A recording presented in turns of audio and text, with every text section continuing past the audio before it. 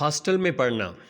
ہم نے کالج میں تعلیم تو ضرور پائی اور رفتہ رفتہ BA بھی پاس کر لیا، لیکن اس نصف صدی کے دوران جو کالج میں گزارنی پڑی، ہاسٹل میں داخل ہونے کی اجازت ہمیں صرف ایک ہی دفعہ ملی۔ خدا کا یہ فضل ہم پر کب اور کس طرح ہوا، یہ سوال ایک داستان کا محتاج ہے۔ جب ہم نے انٹرنس پاس کیا تو مقامی اسکول کے ہیڈ ماسٹر صاحب خاص طور پر مبارکباد دینے کے لیے آئے۔ قریبی رشتہ داروں نے دعوتیں دیں، محلے والوں میں مٹھائی بانٹی گئی اور ہمارے گھر والوں پر یک لخت اس بات کا انکشاف ہوا کہ وہ لڑکا جسے ہم آج تک اپنی کوتاہ بینی کی وجہ سے ایک بیکار اور نالائق فرزند سمجھ رہے تھے، دراصل لامحدود قابلیتوں کا مالک ہے، جس کی نشو و نما پر بے شمار آنے والی نسلوں کی بہبودی کا انحصار ہے۔ چنانچہ ہماری آئندہ زندگی کے متعلق طرح طرح کی تجویزوں پر غور کیا جانے لگا۔ 3rd ڈویژن میں پاس ہونے کی وجہ سے یونیورسٹی نے ہم کو وظیفہ دینا مناسب نہ سمجھا، چونکہ ہمارے خاندان نے خدا کے فضل سے آج تک کبھی کسی کے سامنے ہاتھ نہیں پھیلایا، اس لیے وظیفے کا نہ ملنا بھی خصوصاً ان رشتہ داروں کے لیے جو رشتے کے لحاظ سے خاندان کے مضافات میں بستے تھے، فخر و مباحات کا باعث بن گیا، اور مرکزی رشتہ داروں نے اس کو پاس وضع اور حفظ مراتب سمجھ کر ممتحنوں کی شرافت و نجابت کو بے انتہا سراہا۔ بہرحال ہمارے خاندان میں فالتو روپے کی بہتات تھی، اس لیے بلا تکلف یہ فیصلہ کر لیا گیا کہ نہ صرف ہماری بلکہ ملک و قوم اور شاید بنی نوع انسان کی بہتری کے لیے یہ ضروری ہے کہ ایسے ہونہار طالب علم کی تعلیم جاری رکھی جائے۔ اس بارے میں ہم سے بھی مشورہ لیا گیا۔ عمر بھر میں اس سے پہلے ہمارے کسی معاملے میں ہم سے رائے طلب نہ کی گئی تھی، لیکن اب تو حالات بہت مختلف تھے۔ اب تو ایک غیر جانبدار اور ایماندار منصف یعنی یونیورسٹی ہماری بیداری مغز کی تصدیق کر چکی تھی۔ اب بھلا ہمیں کیوں کر نظر انداز کیا جا سکتا تھا؟ ہمارا مشورہ یہ تھا کہ ہمیں فوراً ولایت بھیج دیا جائے۔ ہم نے مختلف لیڈروں کی تقریروں کے حوالے سے یہ ثابت کیا کہ ہندوستان کا طریقہ تعلیم بہت ناقص ہے۔ اخبارات میں سے اشتہار دکھا کر یہ واضح کیا کہ ولایت میں کالج کی تعلیم کے ساتھ ساتھ فرصت کے اوقات میں بہت تھوڑی فیسیں دے کر یک وقت جرنلزم، فوٹوگرافی، تصنیف و تالیف، دندان سازی، اینک سازی، ایجنٹوں کا کام غرض کے بے شمار مفید اور کم خرچ بالا نشیں پیشے سیکھے جا سکتے ہیں، اور تھوڑے عرصے کے دوران انسان ہر فن مولا بن سکتا ہے۔ لیکن ہماری تجویز کو فوراً رد کر دیا گیا، کیونکہ ولایت بھیجنے کے لیے ہمارے شہر میں کوئی روایت موجود نہ تھی۔ ہمارے گرد و نواح میں سے کسی کا لڑکا ابھی تک ولایت نہ گیا تھا، اس لیے ہمارے شہر کی پبلک وہاں کے حالات سے قطعاً ناواقف تھی۔ اس کے بعد پھر ہم سے رائے طلب نہ کی گئی، اور ہمارے والد، ہیڈ ماسٹر صاحب، تحصیلدار صاحب، ان تینوں نے مل کر یہ فیصلہ کیا کہ ہمیں لاہور بھیج دیا جائے۔ جب ہم نے یہ خبر سنی تو شروع میں ہمیں سخت مایوسی ہوئی، لیکن جب ادھر ادھر کے لوگوں سے لاہور کے حالات سنے تو معلوم ہوا کہ لندن اور لاہور میں چنداں فرق نہیں۔ بعض واقف کار دوستوں نے سینما کے حالات پر روشنی ڈالی، بعض نے تھیٹروں کے مقاصد سے آگاہ کیا، بعض نے ٹھنڈی سڑک وغیرہ کے مشاغل کو سلجھا کر سمجھایا، بعض نے شاہ درے اور شالامار کی ارمان انگیز فضا کا نقشہ کھینچا۔ چنانچہ جب لاہور کا جغرافیہ پوری طرح ہمارے ذہن نشین ہو گیا تو ثابت یہ ہوا کہ خوشگوار مقام ہے اور اعلیٰ درجے کی تعلیم حاصل کرنے کے لیے بے حد موزوں۔ اس پر ہم نے اپنی زندگی کا پروگرام وضع کرنا شروع کر دیا، جس میں لکھنے پڑھنے کو جگہ تو ضرور دی گئی، لیکن ایک مناسب حد تک، تاکہ طبیعت پر کوئی ناجائز بوجھ نہ پڑے اور فطرت اپنا کام حسن و خوبی کے ساتھ کر سکے۔ لیکن تحصیلدار صاحب اور ہیڈ ماسٹر صاحب کی نیک نیتی یہیں تک محدود نہ رہی۔ اگر وہ صرف ایک عام اور مجمل سا مشورہ دے دیتے کہ لڑکے کو لاہور بھیج دیا جائے تو بہت خوب تھا، لیکن انہوں نے تو تفصیلات میں دخل دینا شروع کر دیا اور ہاسٹل کی زندگی اور گھر کی زندگی کا مقابلہ کر کے ہمارے والد پر یہ ثابت کر دیا کہ گھر پاکیزگی اور طہارت کا ایک کعبہ اور ہاسٹل گناہ و معصیت کا ایک دوزخ ہے۔ ایک تو تھے وہ چرب زبان، اس پر انہوں نے بے شمار غلط بیانیوں سے کام لیا، چنانچہ گھر والوں کو یقین سا ہو گیا کہ کالج کا ہاسٹل جرائم پیشہ اقوام کی ایک بستی ہے، اور جو طلباء باہر کے شہروں سے لاہور جاتے ہیں، اگر ان کی پوری نگہداشت نہ کی جائے تو وہ اکثر یا تو شراب کے نشے میں چور سڑک کے کنارے کسی نالی میں گرے ہوئے پائے جاتے ہیں، یا کسی جوئے خانے میں ہزار روپے ہار کر خودکشی کر لیتے ہیں، یا پھر فرسٹ ایئر کا امتحان پاس کرنے سے پہلے 10-12 شادیاں کر بیٹھتے ہیں۔ چنانچہ گھر والوں کو یہ سوچنے کی عادت پڑ گئی کہ لڑکے کو کالج میں تو داخل کیا جائے لیکن ہاسٹل میں نہ رکھا جائے۔ کالج ضرور مگر ہاسٹل ہرگز نہیں۔ کالج مفید مگر ہاسٹل مضر، وہ بہت ٹھیک مگر یہ ناممکن۔ جب انہوں نے اپنی زندگی کا نصب العین ہی یہ بنا لیا کہ کوئی ایسی ترکیب سوچی جائے جس سے لڑکا ہاسٹل کی زد سے محفوظ رہے، تو کسی ترکیب کا سوجھ جانا کیا مشکل تھا۔ ضرورت ایجاد کی ماں ہے۔ چنانچہ از حد غور و خوض کے بعد لاہور میں ہمارے ایک ماموں دریافت کیے گئے اور ان کو ہمارا سرپرست بنا دیا گیا۔ میرے دل میں ان کی عزت پیدا کرنے کے لیے بہت سے شجروں کی ورق گردانی سے مجھ پر یہ ثابت کیا گیا کہ وہ واقعی میرے ماموں ہیں۔ مجھے بتایا گیا کہ جب میں ایک شیر خوار بچہ تھا تو وہ مجھ سے بے انتہا محبت کیا کرتے تھے۔ چنانچہ فیصلہ یہ ہوا کہ ہم پڑھیں گے کالج میں اور رہیں ماموں کے گھر۔ اس سے تحصیل علم کا جو ایک ولولہ سا ہمارے دل میں اٹھ رہا تھا وہ کچھ بیٹھ سا گیا۔ ہم نے سوچا یہ ماموں لوگ اپنی سرپرستی کے زوم میں والدین سے بھی زیادہ احتیاط برتیں گے، جس کا نتیجہ یہ ہوگا کہ ہمارے دماغی اور روحانی قوا کو پھلنے پھولنے کا موقع نہ ملے گا اور تعلیم کا اصلی مقصد فوت ہو جائے گا۔ چنانچہ وہی ہوا جس کا ہمیں خوف تھا۔ ہم روز بروز مرجھاتے چلے گئے اور ہمارے دماغ پر پھپھوندی سی جمنے لگی۔ سینما جانے کی اجازت کبھی کبھار مل جاتی تھی، لیکن اس شرط پر کہ بچوں کو بھی ساتھ لیتا جاؤں۔ اس صحبت میں بھلا سینما سے کیا اخذ کر سکتا تھا؟ تھیٹر کے معاملے میں ہماری معلومات اندر صبا سے آگے بڑھنے نہ پائیں۔ تیرنا ہمیں نہ آیا، کیونکہ ہمارے ماموں کا ایک مشہور قول ہے کہ ڈوبتا وہی ہے جو تیراک ہو، جسے تیرنا نہ آتا ہو وہ پانی میں گھستا ہی نہیں۔ گھر پر آنے جانے والے دوستوں کا انتخاب ماموں کے ہاتھ میں تھا۔ کوٹ کتنا لمبا پہنا جائے اور بال کتنے لمبے رکھے جائیں، ان کے متعلق ہدایات بہت کڑی تھیں۔ ہفتے میں 2 بار خط لکھنا ضروری تھا۔ گھر میں سگریٹ غسل خانے میں چھپ کر پیتے تھے۔ گانے بجانے کی سخت ممانعت تھی۔ یہ سپاہیانہ زندگی ہمیں راس نہ آئی۔ یوں تو دوستوں سے ملاقات بھی ہو جاتی تھی، سیر کو بھی چلے جاتے تھے، ہنس بول بھی لیتے تھے، لیکن وہ جو زندگی میں ایک آزادی، ایک فراخی، ایک وابستگی ہونی چاہیے، وہ ہمیں نصیب نہ ہوئی۔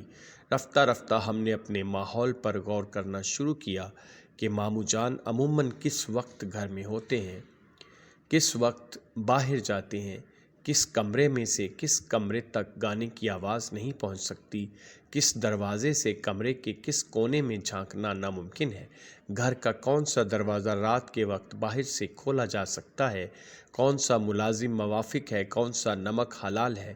جب تجربے اور مطالعے سے ان باتوں کا اچھی طرح اندازہ ہو گیا تو ہم نے اس زندگی میں بھی نشو و نما کے لیے چند گنجائشیں پیدا کر لیں، لیکن پھر بھی ہم روز دیکھتے تھے کہ ہاسٹل میں رہنے والے طلباء کس طرح اپنے پاؤں پر کھڑے ہو کر زندگی کی شاہراہ پر چل رہے ہیں۔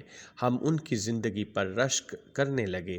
اپنی زندگی کو سدھارنے کی خواہش ہمارے دل میں روز بروز بڑھتی گئی۔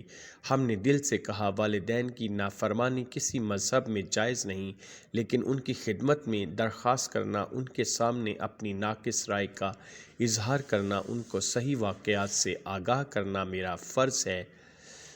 اور دنیا کی کوئی طاقت مجھے اپنے فرض کی ادائیگی سے باز نہیں رکھ سکتی۔ چنانچہ جب گرمیوں کی تعطیلات میں وطن کو واپس ہو گیا تو چند مختصر مگر جامع اور مؤثر تقریریں اپنے دماغ میں تیار کر رکھیں۔ گھر والوں کو ہاسٹل پر سب سے بڑا اعتراض یہ تھا کہ وہاں کی آزادی نوجوانوں کے لیے از حد مضر ہوتی ہے۔ اس غلط فہمی کو دور کرنے کے لیے ہزارہا واقعات ایسے تصنیف کیے جن سے ہاسٹل کے قواعد کی سختی ان پر اچھی طرح روشن ہو جائے۔ سپرنٹنڈنٹ صاحب کے ظلم و تشدد کی چند مثالیں رقت انگیز اور ہیبت خیز پیرائی میں سنائیں۔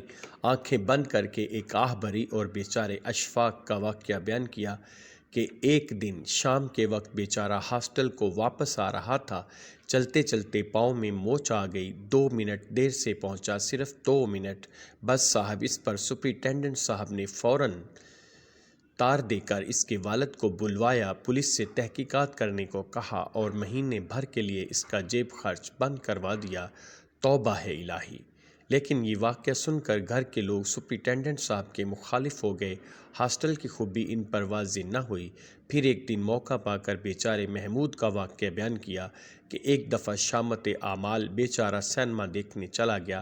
قصور اس سے یہ ہوا کہ 1 روپے والے درجے میں جانے کی بجائے وہ 2 روپے والے درجے میں چلا گیا۔ بس اتنی سی فضول خرچی پر اسے عمر بھر سینما جانے کی ممانعت ہو گئی۔ لیکن اس سے بھی گھر والے متاثر نہ ہوئے۔ ان کے رویے سے مجھے فوراً احساس ہوا کہ 1 روپے اور 2 روپے کی بجائے 8 آنے اور 1 روپیہ کہنا چاہیے تھا۔ انہی ناکام کوششوں میں تعطیلات گزر گئیں اور ہم نے پھر ماموں کی چوکھٹ پر آ کر سجدہ کیا۔ اگلی گرمیوں کی چھٹیوں میں جب ہم پھر گھر گئے تو ہم نے ایک نیا ڈھنگ اختیار کیا۔ 2 سال تعلیم پانے کے بعد ہمارے خیالات میں پختگی سی آ گئی تھی۔ پچھلے سال ہاسٹل کی حمایت میں جو دلائل ہم نے پیش کی تھی وہ اب ہمیں نہایت بودھی معلوم ہونے لگی تھیں۔ اب کہ ہم نے اس موضوع پر ایک لیکچر دیا کہ جو شخص ہاسٹل کی زندگی سے محروم ہو اس کی شخصیت نامکمل رہ جاتی ہے، ہاسٹل سے باہر شخصیت پنپنے نہیں پاتی۔ چند دن تو ہم اس پر فلسفیانہ گفتگو کرتے رہے اور نفسیات کے نقطۂ نظر سے اس پر بہت کچھ روشنی ڈالی، لیکن ہمیں محسوس ہوا کہ بغیر مثالوں کے کام نہ چلے گا، اور جب مثالیں دینے کی نوبت آئی تو ذرا دقت محسوس ہوئی۔ کالج کے جن طلباء کے متعلق میرا ایمان تھا کہ وہ زبردست شخصیتوں کے مالک ہیں، ان کی زندگی کچھ ایسی نہ تھی کہ والدین کے سامنے بطور نمونے کے پیش کی جا سکے۔ ہر وہ شخص جسے کالج میں تعلیم حاصل کرنے کا موقع ملا ہے جانتا ہے کہ والدینی اغراض کے لیے واقعات کو ایک نئے اور اچھوتے پیرائی میں بیان کرنے کی ضرورت پیش آتی ہے، لیکن اس نئے پیرائی کا سوجھ جانا الہام اور اتفاق پر منحصر ہے۔ بعض روشن خیال بیٹے والدین کو اپنے حیرت انگیز اوصاف کا قائل نہیں کر سکتے، اور بعض نالائق سے نالائق طالب علم والدین کو کچھ اس طرح مطمئن کر دیتے ہیں کہ ہر ہفتے ان کے نام منی آرڈر پہ منی آرڈر چلا آتا ہے۔ بنادا آ چنا روزی رساند کہ دانا اندرا حیراں بماند۔ جب ہم 1.5 مہینے تک شخصیت اور ہاسٹل کی زندگی پر اس کا انحصار ان 2 مضمونوں پر وقتاً فوقتاً اپنے خیالات کا اظہار کرتے رہے تو ایک دن والد نے پوچھا، تمہارا شخصیت سے آخر مطلب کیا ہے؟ میں تو خدا سے یہی چاہتا تھا کہ وہ مجھے عرض و معروض کا موقع دیں۔ میں نے کہا، دیکھیے نا، مثلاً ایک طالب علم ہے، وہ کالج میں پڑھتا ہے، اب ایک تو اس کا دماغ ہے، ایک اس کا جسم ہے۔ جسم کی صحت بھی ضروری ہے اور دماغ کی صحت تو ضروری ہے ہی، لیکن ان کے علاوہ ایک اور بات بھی ہوتی ہے جس سے آدمی گویا پہچانا جاتا ہے۔ میں اس کو شخصیت کہتا ہوں۔ اس کا تعلق نہ جسم سے ہوتا ہے اور نہ دماغ سے۔ ہو سکتا ہے کہ ایک آدمی کی جسمانی صحت بالکل خراب ہو اور اس کا دماغ بھی بالکل بیکار ہو، لیکن پھر بھی اس کی شخصیت نہ خبر و دماغ تو بیکار نہیں ہونا چاہیے، ورنہ انسان خپتی ہوتا ہے، لیکن پھر بھی اگر ہو بھی تو بھی گویا شخصیت ایک ایسی چیز ہے۔ ٹھہریے، میں ابھی 1 منٹ میں آپ کو بتاتا ہوں۔ 1 منٹ کی بجائے والد نے مجھے آدھے گھنٹے کی مہلت دی، جس کے دوران وہ خاموشی کے ساتھ میرے جواب کا انتظار کرتے رہے۔ اس کے بعد میں وہاں سے اٹھ کر چلا آیا۔ 3-4 दिन کے بعد مجھے اپنی غلطی کا احساس ہوا۔ مجھے شخصیت نہیں سیرت کہنا چاہیے۔ شخصیت ایک بے رنگ سا لفظ ہے، سیرت کے لفظ سے نیکی ٹپکتی ہے۔ چنانچہ میں نے سیرت کو اپنا تکیہ کلام بنا لیا، لیکن یہ بھی مفید ثابت نہ ہوا۔ والد کہنے لگے، کیا سیرت سے تمہارا مطلب چال چلن ہے یا کچھ اور؟ میں نے کہا، چال چلن ہی کہہ لیجئے۔ تو گویا دماغی اور جسمانی صحت کے علاوہ چال چلن بھی اچھا ہونا چاہیے۔ میں نے کہا، بس یہی تو میرا مطلب ہے، اور یہ چال چلن ہاسٹل میں رہنے سے بہت اچھا ہو جاتا ہے۔ میں نے نسبتاً نحیف آواز سے کہا، جی ہاں۔ یعنی ہاسٹل میں رہنے والے طالب علم نماز روزے کے زیادہ پابند ہوتے ہیں، ملک کی زیادہ خدمت کرتے ہیں، سچ زیادہ بولتے ہیں، نیک زیادہ ہوتے ہیں۔ میں نے کہا، جی ہاں۔ کہنے لگے، وہ کیوں؟ اس سوال کا جواب ایک دفعہ پرنسپل صاحب نے تقسیم انعامات کے جلسے میں نہایت وضاحت کے ساتھ بیان کیا تھا۔ اے کاش میں نے اس وقت توجہ سے سنا ہوتا۔ اس کے بعد پھر سال بھر میں ماموں کے گھر میں زندگی ہے تو خزاں کے بھی گزر جائیں گے دن گاتا رہا۔ ہر سال میری درخواست کا یہی حشر ہوتا رہا، لیکن میں نے ہمت نہ ہاری۔ ہر سال ناکامی کا منہ دیکھنا پڑتا، لیکن اگلے سال گرمیوں کی چھٹیوں میں پہلے سے بھی زیادہ شد و مت کے ساتھ تبلیغ کا کام جاری رکھتا۔ ہر دفعہ نئی نئی دلیلیں پیش کرتا، نئی نئی مثالیں کام میں لاتا۔ جب شخصیت اور سیرت والے مضمون سے کام نہ چلا تو اگلے سال ہاسٹل کی زندگی کے انضباط اور باقاعدگی پر تبصرہ کیا۔ اس سے اگلے سال یہ دلیل پیش کی کہ ہاسٹل میں رہنے سے پروفیسروں کے ساتھ ملنے جلنے کے موقع زیادہ ملتے رہتے ہیں، اور ان بیرون از کالج ملاقاتوں سے انسان پارس ہو جاتا ہے۔ اس سے اگلے سال یہ مطلب یوں ادا کیا کہ ہاسٹل کی آب و ہوا بڑی اچھی ہوتی ہے، صفائی کا خاص طور پر خیال رکھا جاتا ہے، مکھیاں اور مچھر مارنے کے لیے کئی افسر مقرر ہیں۔ اس سے اگلے سال یوں سخن پیرا ہوا کہ جب بڑے بڑے حکام کالج کا معائنہ کرنے آتے ہیں تو ہاسٹل میں رہنے والے طلباء سے فرداً ہاتھ ملاتے ہیں۔ اس سے رسوخ پڑتا ہے، لیکن جوں زمانہ گزرتا گیا میری تقریروں میں جوش بڑھتا گیا، لیکن معقولیت کم ہوتی گئی۔ شروع میں ہاسٹل کے مسئلے پر والد مجھ سے باقاعدہ بحث کیا کرتے تھے۔ کچھ عرصے بعد انہوں نے ایک لفظی انکار کا رویہ اختیار کیا، پھر ایک آدھ سال مجھے ہنس کے ٹالتے رہے، اور آخر میں یہ نوبت آن پہنچی کہ وہ ہاسٹل کا نام سنتے ہی ایک طنز آمیز قہقہے کے ساتھ مجھے تشریف لے جانے کا حکم دے دیا کرتے تھے۔ ان کے اس سلوک سے آپ یہ اندازہ نہ لگائیے کہ ان کی شفقت کچھ کم ہو گئی تھی، ہرگز نہیں۔ حقیقت صرف اتنی ہے کہ بعض ناگوار حادثات کی وجہ سے گھر میں میرا اقتدار کچھ کم ہو گیا تھا۔ اتفاق یہ ہوا کہ میں نے جب پہلی مرتبہ BA کا امتحان دیا تو فیل ہو گیا۔ اگلے سال ایک مرتبہ پھر یہی واقعہ پیش آیا۔ اس کے بعد بھی جب 3-4 دفعہ یہی قصہ ہوا تو گھر والوں نے میری امنگوں میں دلچسپی لینی چھوڑ دی۔ BA میں پے در پہ فیل ہونے کی وجہ سے میری گفتگو میں ایک سوس تو ضرور آ گیا تھا، لیکن کلام میں وہ پہلی جیسی شوکت اور میری رائے کی وہ پہلی جیسی وقعت اب نہ رہی تھی۔ میں زمانہ طالب علمی کے اس دور کا حال ذرا تفصیل سے بیان کرنا چاہتا ہوں، کیونکہ اس سے ایک تو آپ میری زندگی کے نشیب و فراز سے اچھی طرح واقف ہو جائیں گے، اور اس کے علاوہ اس سے یونیورسٹی کی بعض بے قاعدگیوں کا راز بھی آپ پر آشکار ہو جائے گا۔ میں پہلے سال BA میں کیوں فیل ہوا اس کا سمجھنا بہت آسان ہے۔ بات یہ ہوئی کہ جب ہم نے FA کا امتحان دیا تو چونکہ ہم نے کام خوب دل لگا کر کیا تھا، اس لیے ہم اس میں کچھ پاس ہی ہو گئے، بہرحال فیل نہ ہوئے۔ یونیورسٹی نے یوں تو ہمارا ذکر بڑے اچھے الفاظ میں کیا، لیکن ریاضی کے متعلق یہ ارشاد ہوا کہ صرف اس مضمون کا امتحان ایک آدھ دفعہ پھر دے ڈالو۔ ایسے امتحان کو اصطلاحاً کمپارٹمنٹ کا امتحان کہا جاتا ہے، شاید اس لیے کہ بغیر رضامندی اپنے ہمراہی مسافروں کے اگر کوئی اس میں سفر کر رہے ہوں گے، مگر نقل نویسی کی سخت ممانعت ہے۔ اب جب ہم BA میں داخل ہونے لگے تو ہم نے یہ سوچا کہ BA میں ریاضی لیں گے، اس طرح سے کمپارٹمنٹ کے امتحان کے لیے فالتو کام نہ کرنا پڑے گا، لیکن ہمیں سب لوگوں نے یہی مشورہ دیا کہ تم ریاضی مت لو۔ جب ہم نے اس کی وجہ پوچھی تو کسی نے ہمیں کوئی معقول جواب نہ دیا، لیکن جب پرنسپل صاحب نے بھی یہی مشورہ دیا تو ہم رضامند ہو گئے۔ چنانچہ BA میں ہمارے مضامین انگریزی، تاریخ اور فارسی قرار پائے۔ ساتھ ساتھ ہم ریاضی کے امتحان کی بھی تیاری کرتے رہے، گویا ہم 3 کی بجائے 4 مضامین پڑھ رہے تھے۔ اس طرح سے جو صورتحالات پیدا ہوئی، اس کا اندازہ وہی لوگ لگا سکتے ہیں جنہیں یونیورسٹی کے امتحانات کا کافی تجربہ ہے۔ ہماری قوت مطالعہ منتشر ہو گئی اور خیالات میں پراگندگی پیدا ہوئی۔ اگر مجھے 4 کی بجائے صرف 3 مضامین پڑھنے ہوتے تو جو وقت میں فی الحال چوتھے مضمون کو دے رہا تھا وہ بانٹ کر ان 3 مضامین کو دیتا۔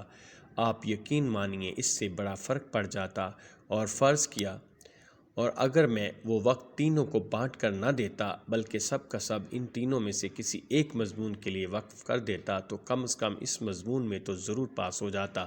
لیکن موجودہ حالات میں تو وہی ہونا لازم تھا جو ہوا، یعنی کہ میں کسی مضمون پر بھی کما حق کو توجہ نہ کر سکا۔ کمپارٹمنٹ کے امتحان میں تو پاس ہو گیا، لیکن BA میں ایک تو انگریزی میں فیل ہوا۔ وہ تو ہونا ہی تھا کیونکہ انگریزی ہماری مادری زبان نہیں۔ اس کے علاوہ تاریخ اور فارسی میں بھی فیل ہو گیا۔ اب آپ سوچئے نا کہ جو وقت مجھے کمپارٹمنٹ کے امتحان پر صرف کرنا پڑا، وہ اگر میں وہاں صرف نہ کرتا بلکہ اس کی بجائے، مگر خیر یہ بات تو میں پہلے عرض کر چکا ہوں۔ فارسی میں کسی ایسے شخص کا فیل ہونا جو ایک علم دوست خاندان سے تعلق رکھتا ہو، لوگوں کے لیے از حد حیرت کا موجب ہوا، اور سچ پوچھئے تو ہمیں بھی اس پر سخت ندامت ہوئی۔ لیکن خیر اگلے سال یہ ندامت دھل گئی اور ہم فارسی میں پاس ہو گئے، اس سے اگلے سال تاریخ میں پاس ہو گئے اور اس سے اگلے سال انگریزی میں۔ اب قاعدے کی روح سے ہمیں BA کا سرٹیفکیٹ مل جانا چاہیے تھا، لیکن یونیورسٹی کی اس طفلانہ ضد کا کیا علاج کہ تینوں مضمونوں میں بیک وقت پاس ہونا ضروری ہے۔ بعض طبائع ایسی ہیں کہ جب تک یکسوئی نہ ہو مطالعہ نہیں کر سکتی۔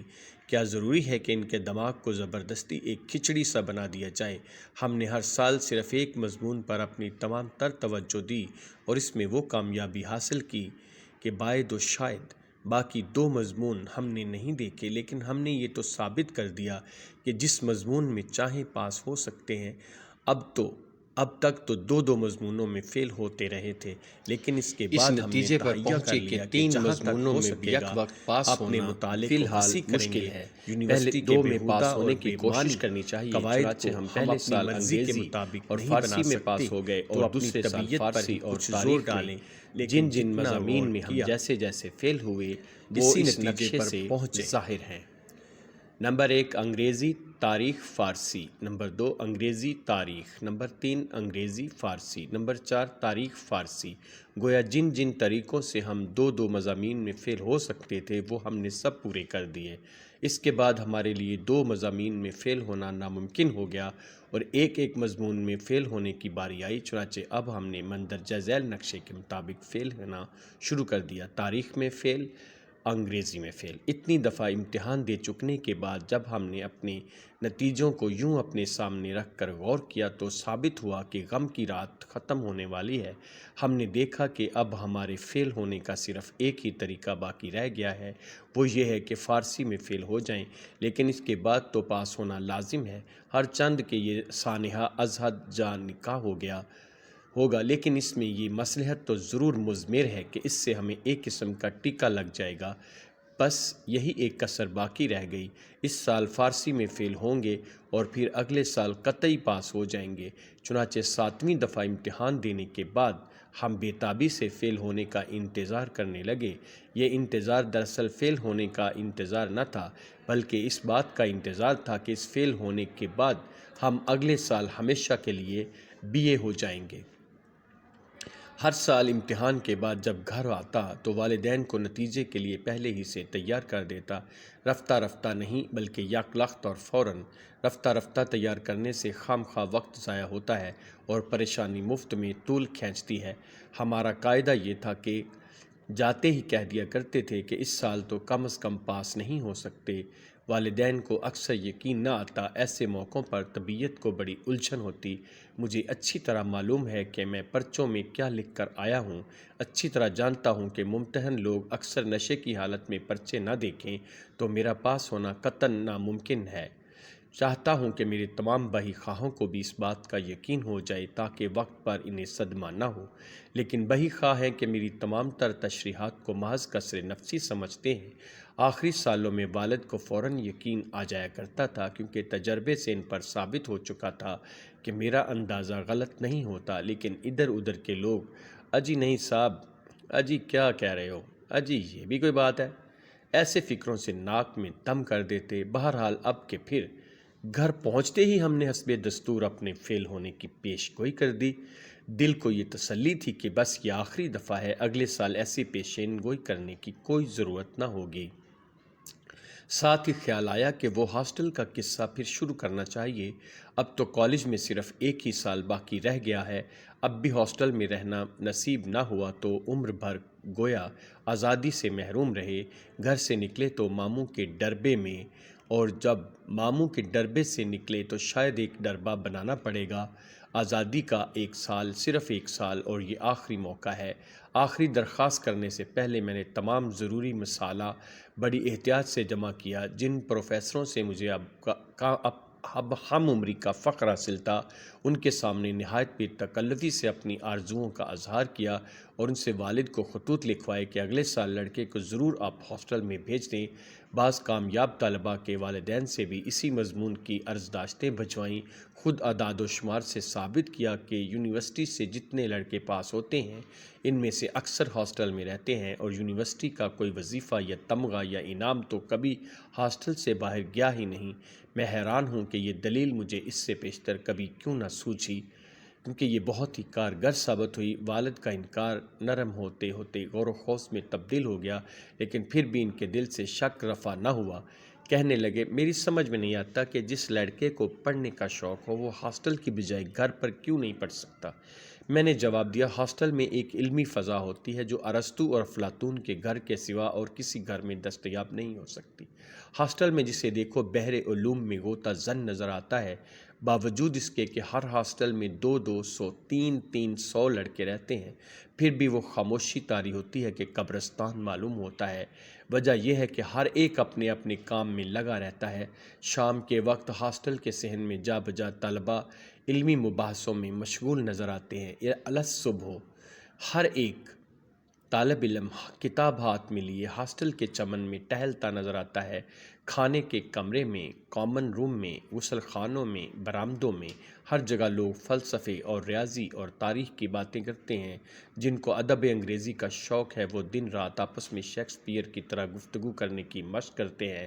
ریاضی کے طلباء اپنے ہر ایک خیال کو الجبرے میں ادا کرنے کی عادت ڈال لیتے ہیں۔ فارسی کے طلباء رباعیوں میں تبادلہ خیال کرتے ہیں۔ تاریخ کے دل دادا والد نے اجازت دے دی۔ اب ہمیں یہ انتظار کہ کب فیل ہوں اور کب اگلے سال کے لیے عرضی بھیجیں۔ اس دوران ہم نے ان تمام دوستوں سے خط و کتابت کی جن کے متعلق یقین تھا کہ اگلے سال پھر ان کی رفاقت نصیب ہوگی، اور انہیں یہ مژدہ سنایا کہ آئندہ سال ہمیشہ کے لیے کالج کی تاریخ میں یادگار رہے گا، کیونکہ ہم تعلیمی زندگی کا ایک وسیع تجربہ اپنے ساتھ لیے ہاسٹل میں آ رہے ہیں، جس سے ہم طلباء کی نئی پود کو مفت مستفید فرمائیں گے۔ اپنے ذہن میں ہم نے ہاسٹل میں اپنی حیثیت ایک مادر مہربان کی سی سوچ لی، جس کے ارد گرد ناتجربہ کار طلباء مرغی کے بچوں کی طرح بھاگتے پھریں گے۔ سپرنٹینڈنٹ صاحب کو، جو کسی زمانے میں ہمارے ہم جماعت رہ چکے تھے، لکھ بھیجا کہ جب ہم ہاسٹل میں آئیں گے تو فلاں فلاں مراعات کی توقع آپ سے رکھیں گے اور فلاں فلاں قواعد اپنے آپ کو مستثنیٰ سمجھیں گے۔ اطلاعاً عرض ہے، اور یہ سب کچھ کر چکنے کے بعد ہمارے بد نصیبی دیکھیے کہ جب نتیجہ نکلا تو ہم پاس ہو گئے۔ ہم پہ تو جو ظلم ہوا سو ہوا۔ یونیورسٹی والوں کی حماقت ملاحظہ فرمائیے کہ ہمیں پاس کر کے اپنی آمدنی کا ایک مستقل ذریعہ ہاتھ سے